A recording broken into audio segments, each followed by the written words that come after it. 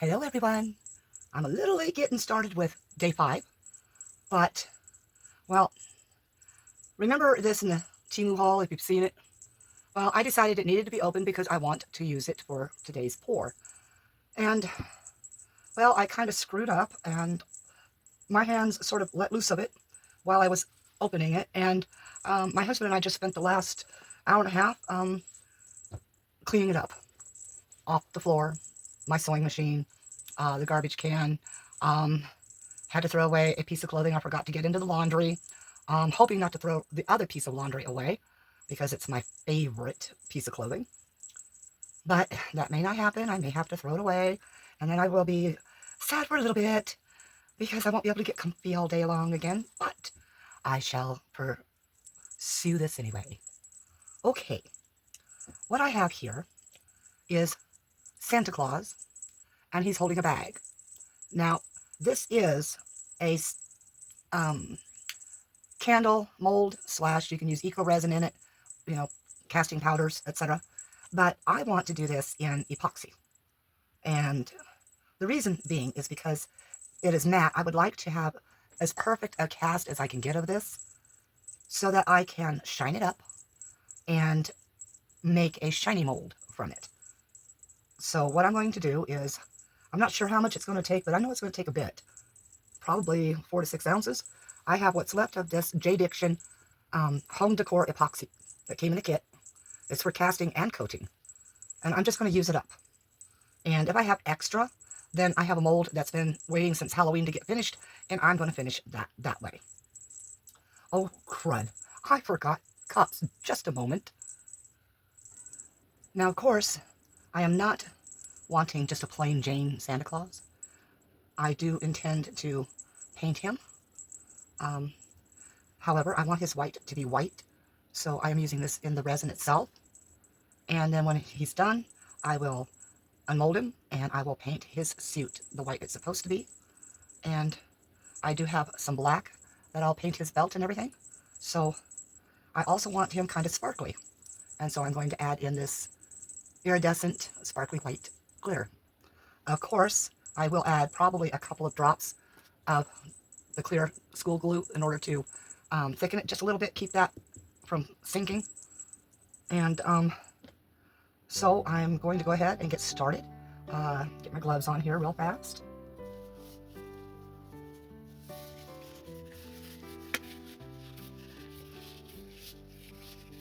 I do need to get large gloves, not mediums. These are mediums, and even though they do fit somewhat, I had to cut my fingernails off because one broke off in the quick again. And you know how uneven you feel when you've only got one fingernail short? So yeah, they all came off, but they grow quickly, so I'm never worried about it. And I don't go anywhere. I don't wear polish on them. I don't do any of that kind of stuff. I just like them because it's easier for me to scratch my back. But anyway, okay, gloves are on. Now, I only have 100 ml cup at this point in time. I don't know what happened to all the others I had, but this is the one I'm dealing with. So I'm going to take a look and see which one of these 2 bottles looks the fullest and which one looks the least. See if I can back up far enough to be able to get down to eye level with it. Alright, looks like A has the least. So what I'll do is see how far I can get going here. I'm going to go ahead and do the B because it's easier to remove it from that cup. Since it's thinner, it's less viscous. And we'll see how much I come up with. And I won't tilt the whole bottle in.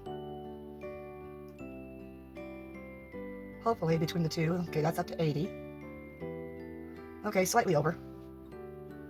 So I'll go ahead and go to the 100. Or the 90. Well, maybe there's enough to go to the 100. Hopefully there'll be enough of the A to do the same.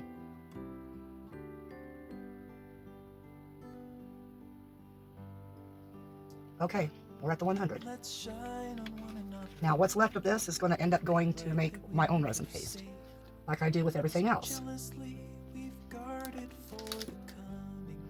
So now we need a different cup in which to pour this one.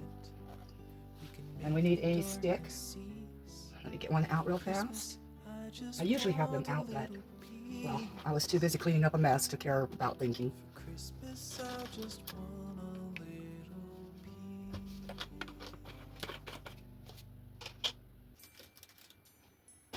I got a ton of 50 ml measuring cups, but that takes forever if you do it that way. So we're just going to dump that right on in there. And then we're going to scrape it really well. Get as much of that 100 ml in there as possible. Scrape it along the side here. Be careful about where you scrape. Always understand where that's at.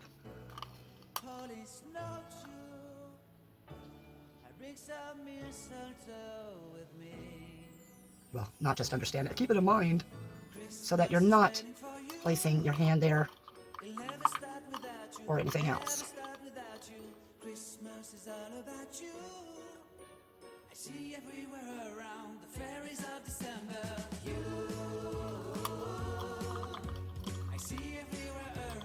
I'm doing this for this video because I realize it's been a while since I've shown how I do my resin, and sometimes people get a little interested in how it's done, or how I do it anyway, because a lot of people do it differently. We're all individuals, and that's the way it's supposed to be. Uh-oh. Excuse me. Excuse me again. I am so sorry.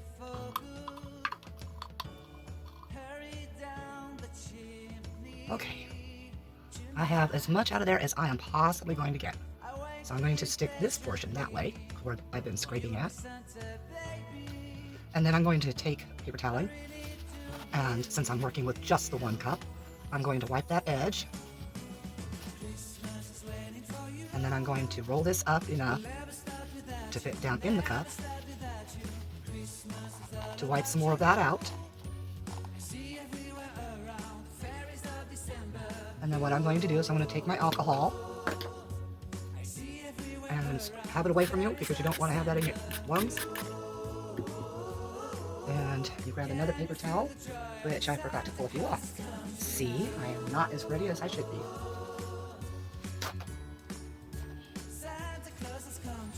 Now, I usually cut these in half, but right now I don't have the time. So what you do is you get that down in there into that alcohol, and you wipe it around as well as you can. And the reason why I clean it like this is it gives this time to debubble a little bit. I do have a debubbler, but you'll find I rarely use it. And I really rarely have need for it. Alright, so we let the alcohol disperse a little bit. Make sure there's none dripping in there. Okay. I'm going to have to put this in front of me, so I'm going to move this out of the way.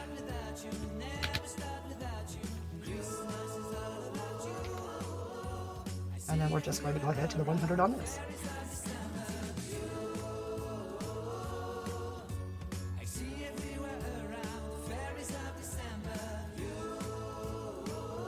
Now this one I'll probably have to allow to drain fully, since it had a little bit less than the bee.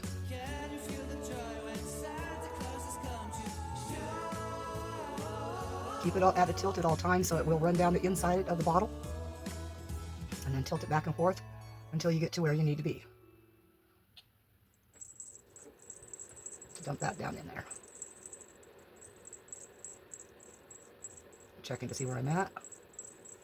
You know, I think I'll tell you the story. Almost there.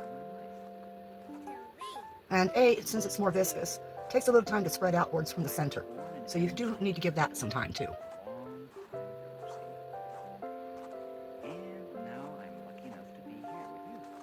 However, you do not want more of A in at all. If you accidentally get a little bit more of B, that's fine. But if it's the other way around, you might end up with a no-cure situation. We're getting there. Just about there. I'll let it drain some more down the side. And I'm sorry about that noise, but that's my heater, and that's what keeps this room at the temperature needed for epoxy.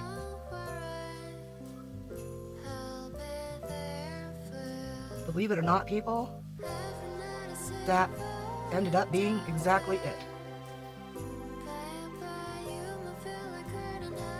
So let's get this bottle closed up.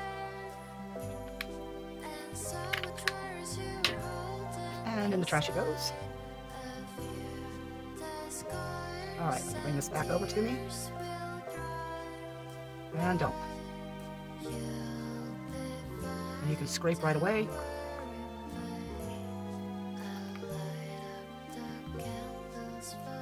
The faster you get it out of there, the better. And I cannot remember what kit this epoxy came out of. I really can't. I'd have to go through my haul videos where it's from Amazon, because that's where I buy all my Jade Diction or Tea Expert epoxies or kits.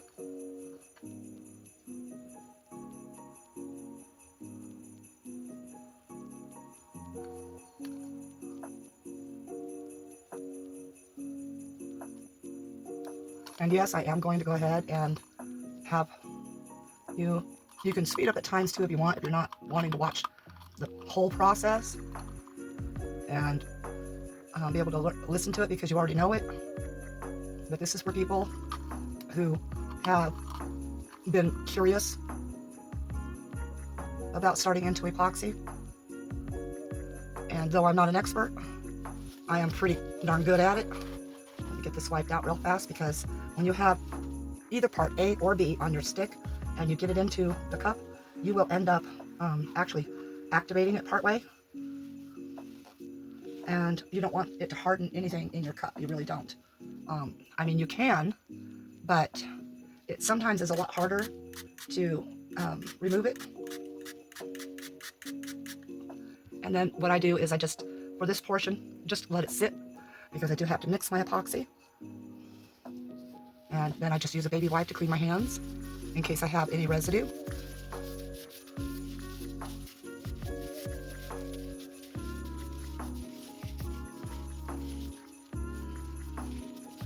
All right, let's go ahead and begin stirring. And I just stir in the middle first. So it creates kind of a vortex to get the two epoxies to begin to bond. Well, the epoxy and the hardener anyway. Scrape your sides, especially the side where you were pouring from the stick onto it, or scraping.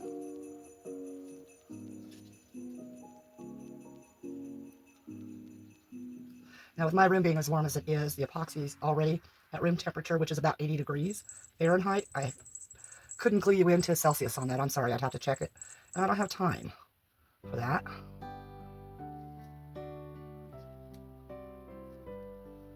And always frequently scrape. Scrape at the bottom, in the middle. And you want to go until you see absolutely no streaking. And I'm not talking about the bubbles. The bubbles have their own little look. But if you look at your resin while you're stirring, there are streaks that will be there until it is thoroughly incorporated with each other. We've had enough of fighting and dying in the streets. For Christmas I just want a little peace. And you do want to change directions every little once in a while. And you continue to do your scrape. And now if you have the crease of the cup here, the seam, you can use that to index where you start out at, and you can just do this as well, which is really a good idea. Keep your stick also flat, as flat as you can, to the sides. Keep going all the way around. And remember where your shiny spot is, where you were wiping your stick, so that you don't put your hands in it. Epoxy resin is not that difficult to do if you keep attention to details. You know, like when you open a brand new bottle of resin paste, beware. Now, each manufacturer has a different stirring time that they say, but my rule of thumb is you stir it for about 4 minutes, and then you look and make sure that you're not getting any streaks on top.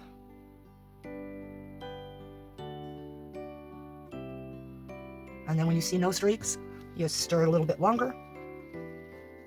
My hand gets tired real quick. Sorry, everybody. I have osteoarthritis, and it really is a bear. Let's shine on one another, the light that we have Sorry, saved. hand cramp.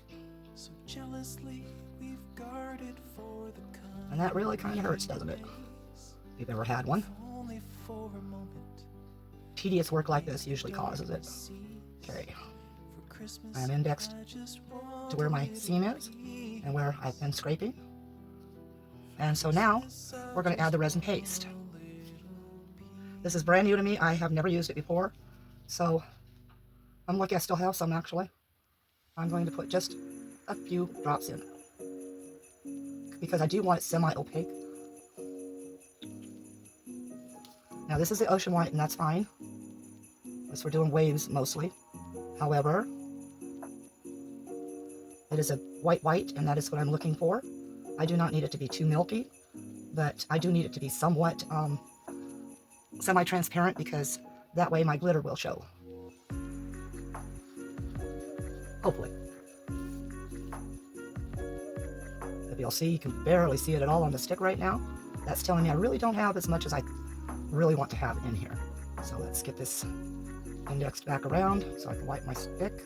And let's go ahead and put a couple more drops. One, two, that's going to do it.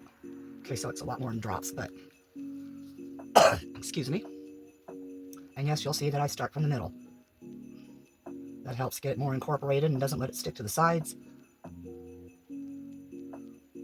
There we go. Always bring your stick up and down inside there because that helps pull it from the bottom.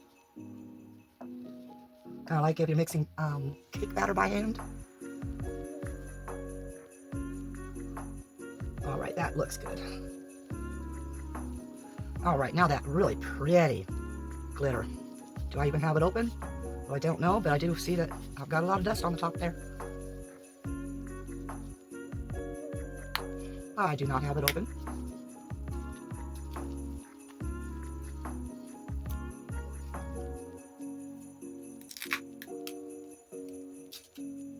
Okay, since I do have it open though, let's just pour in from here. Yes, I want it as glittery as I can get. Oh, all those pretty little sparkles. And the same thing goes with any kind of powdery substance like the glitter. Try to get it in the middle first so that you avoid clumps at the sides. How can I feel the joy of being with you? How can I chase the pain away for good? Oh, I really like that. This would be great in that snowman. I have a snowman kind of like the Santa, which of course I will be making. And now that I see this, I am definitely making it with this.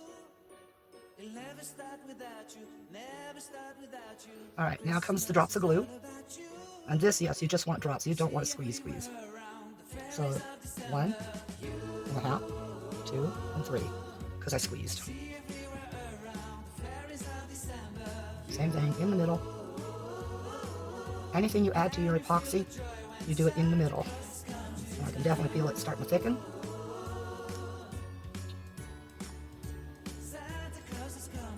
Oh, that's going to be really pretty.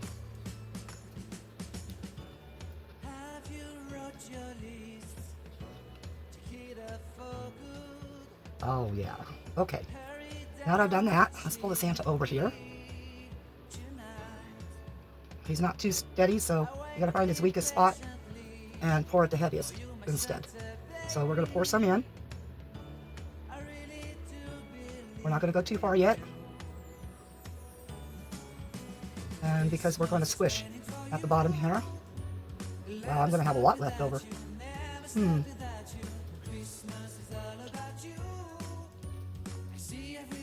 Squish in his little bag area, where his arms might be, and his face most especially. Alright, now we steady him back up again. Go back ahead and pour. Carefully though. Whoa. Wow, he filled fast. He filled really fast. So I'm tapping down. I see bubbles now rising.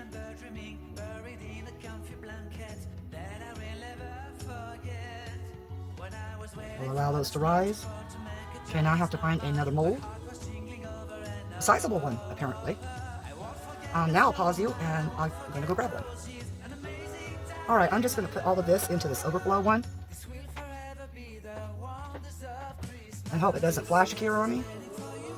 Well, actually, I only want to put so much in there. See how far down? Okay, I can add just a little bit more. So, I have that skull mold I was going to finish up. Let me get my glow-in-the-dark resin paste for that.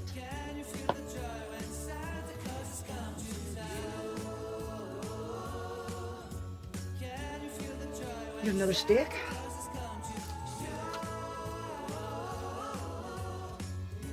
Get it stirred up really well.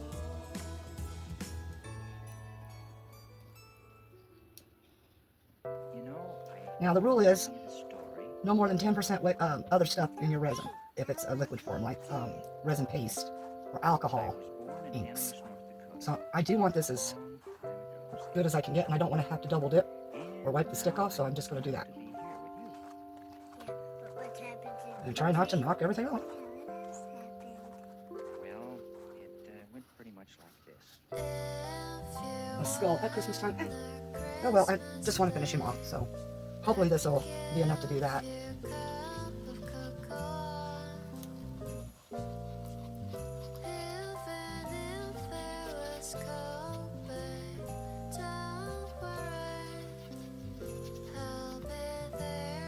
Maybe I should have tried finishing him off before I did this.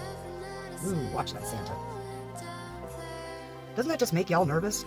It does me when people I watch do that. Can't really see where I'm going with this because I'm in the dark. I have a shadow. Okay, still doing pretty good there.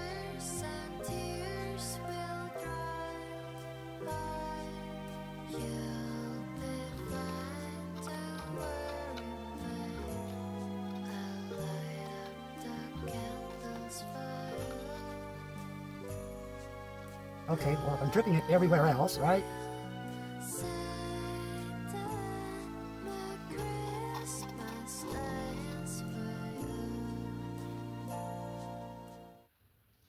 Well, I've already made a mess before. What's one more mess tonight?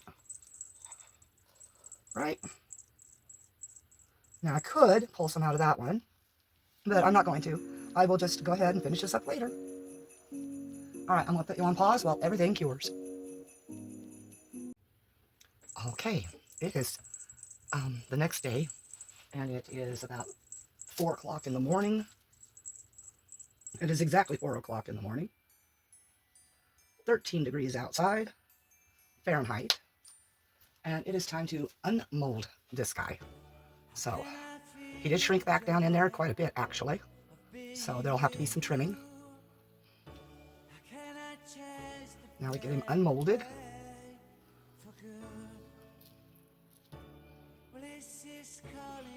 If possible. Get some of this excess that's there off there. Yeah, it wouldn't come off my finger. Static, such a beautiful thing.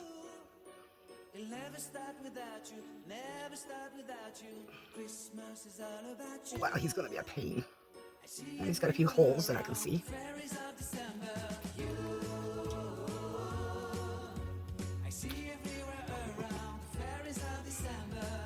And he's going to be definitely rough because of the mold being rough inside.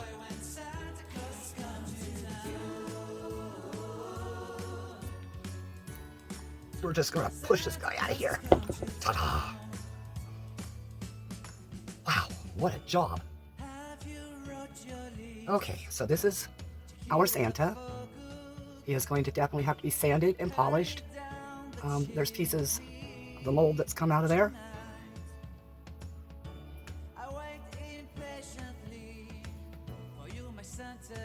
And that's a pretty sharp little spike right there. And I know that's the corners of the bag, but that's really sharp.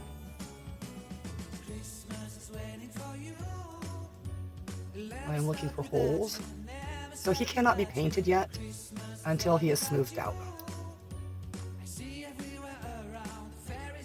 So I guess that's the end of this video, and we'll have to revisit this guy a little bit later on in the videos, and we'll see how he progresses from being this matte, rough texture. So his little tassel on his hat has to stay white. There is a hole under that tassel, so that tassel's going to always be a problem.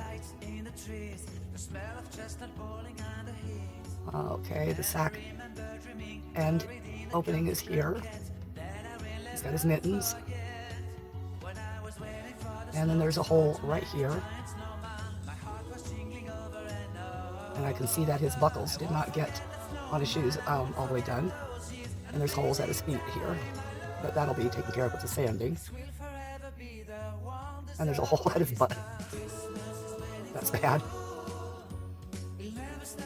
But all in all, he came out pretty decent. And yes, he sparkles. But yes, there are a lot of rough edges here. Like his buckle right here. So I'll have to do some sanding, some hole filling. There's a couple holes, right one here, and right in his crotch. So gotta have a lot to do here. And I'll be doing that on my off times when other projects are being done. Okay, everyone. Yeah, there comes that, you know the drill. But we, content creators, we really appreciate when you subscribe. It helps YouTube algorithm say, okay, this channel has something good in it, and it'll push it out to other people. And so when you subscribe, when you hit the thumbs up, liking the video, and when you comment, those three things are what is needed for a content creator to continue their journey. Because the lower the views, the lower time watched, those add into that as well. And so, yeah, it's a difficult balance act there. So if you've been here before and haven't subscribed, or you're new to the channel, please consider doing that. Doesn't cost you anything, doesn't hurt, and you can hit the reminder bell, or you don't have to, but the subscription would help. Comment below if you have any more ideas with things like this. Of course, you know his belt's going to be black, the trim on his coat white, on his pants white. The boots are going to be red with the black buckle. His belt buckle on his belt here is going to be gold. And his mittens, of course, red with the white trim. His beard, well, you know, Santa has a white beard. But we're going to have to put some sort of, I don't know, filling in some color of some sort. Like a little maybe silver gray or something. With his beard and his mustache. Got to get his eyes marked. At least his nose is all there. Alright, we'll give this another try with Resincrete as well. And we'll see how everything turns out with that. Okay. Appreciate everybody. And, well, end of the video. Let's end it. Love you all. Peace out. Merry ha-ha.